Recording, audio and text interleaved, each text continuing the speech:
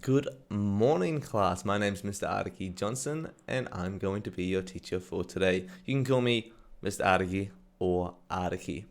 Now, I'm going to have a new format for some of my videos, and these videos are going to be about my reflection of my experiences at schools.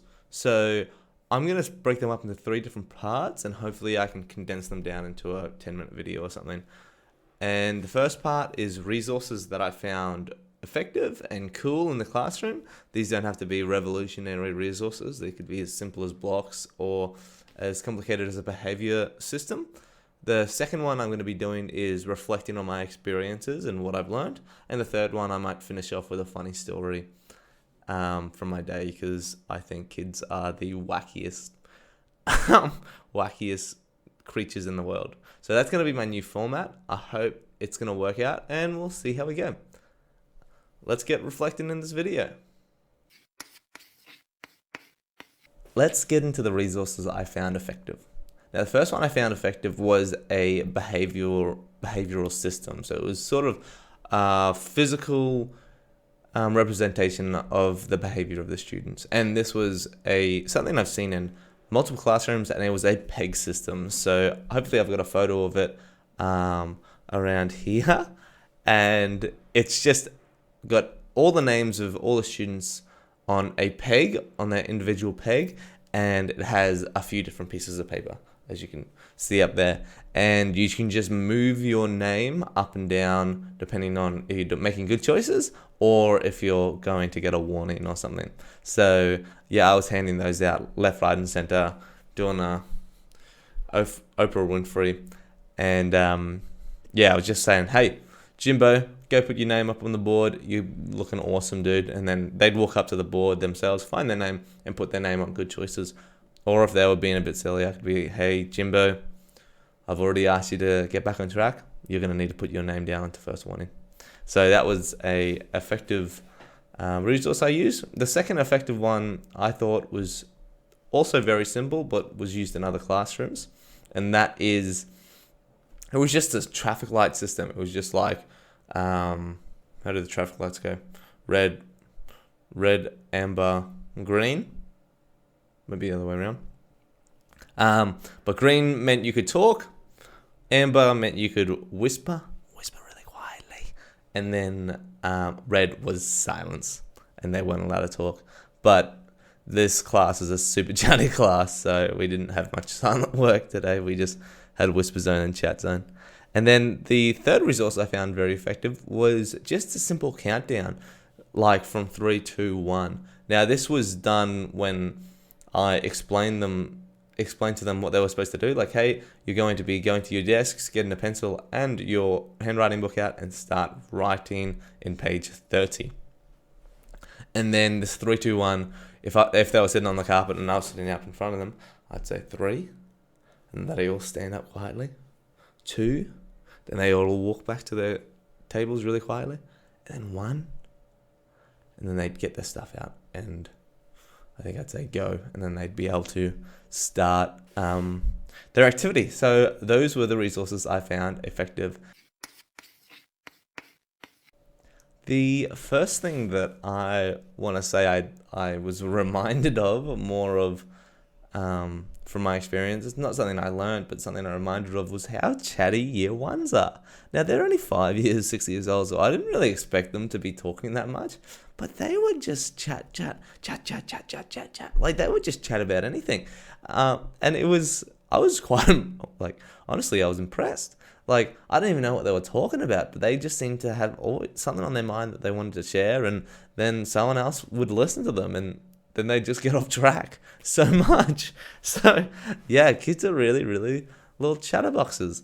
And that's something I was reminded of. And that brings me to my second point, that I was reminded, and I learned quite a bit, that you got to be really patient with these kids. Like, it's easy to forget they're just like 5, like legit 2 years away from being a toddler. And it's so easy to just be like, okay, you got to do your work now. Come on, let's go.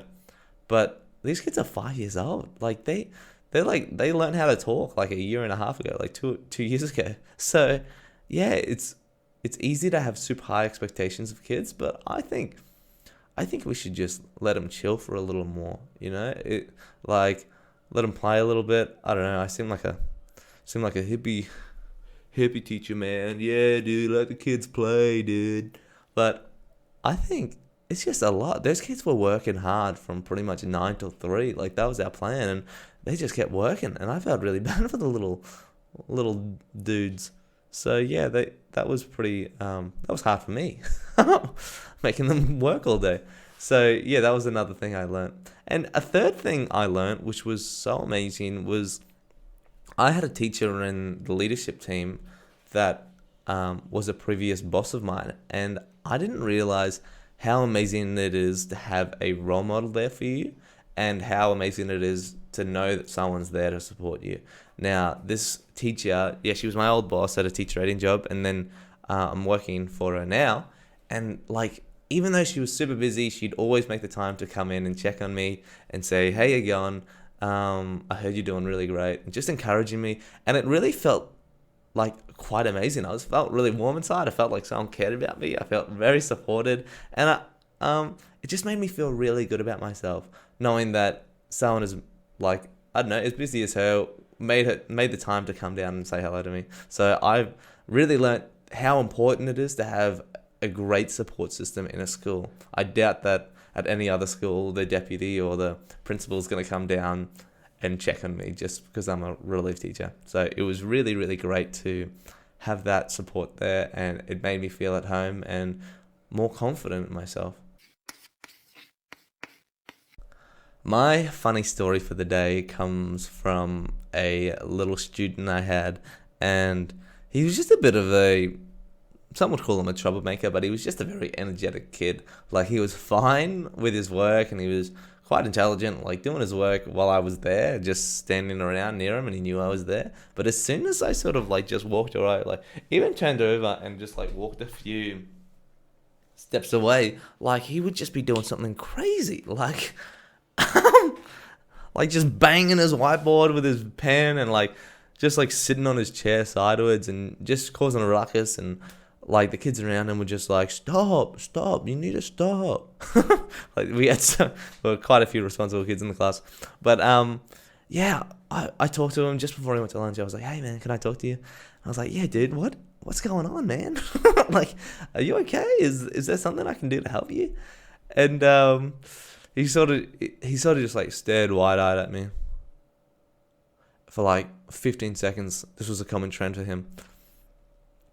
And I was like, "Oh, okay. Let's see if I can do this a different way.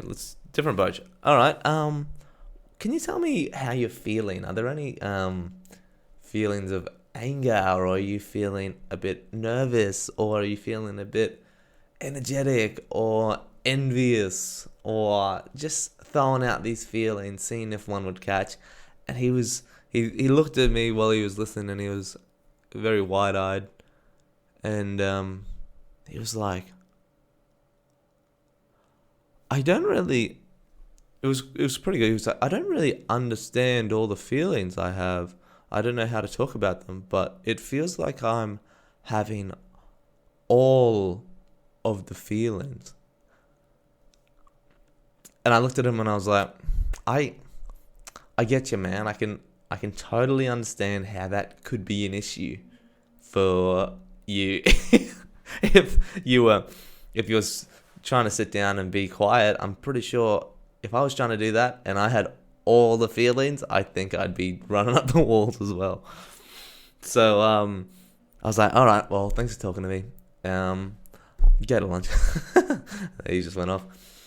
And then for this last session, he was sort of just like sitting on his chair sideways, just doing a bit of a ruckus sort of thing. And I was like, "Hey, come here, mate, come here. Yeah, come here." And he was like, "Oh," like he knew he was in trouble.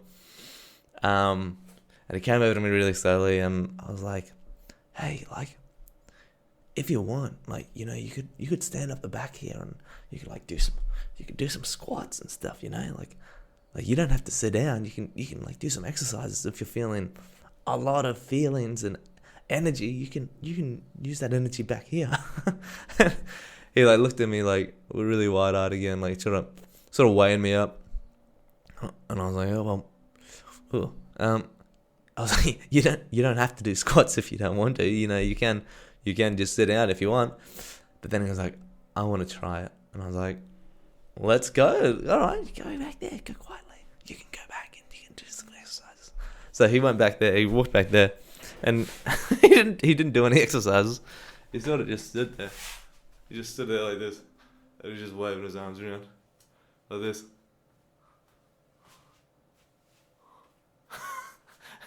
And yeah, he was quiet and engaged for the rest of the day. So it just seemed like he just had a little bit of extra energy. So yeah, we just needed a way of putting that out in a healthy way. So I hope you enjoyed reflecting with me and thinking about the resources we use, thinking about the lessons I learned, and listening to the one little funny story I had. Hopefully I can get this down into a digestible amount of time so people can watch it without feeling like they're going to have a headache because it's such a long video. But yeah, I think it's a cool format, and maybe next time I can just do one of each. So one resource, one lesson I learned, and then one little silly story, and then an outro like this. So thanks for having such a great day with me. You guys were amazing, and you guys can all put your pegs up onto good choices.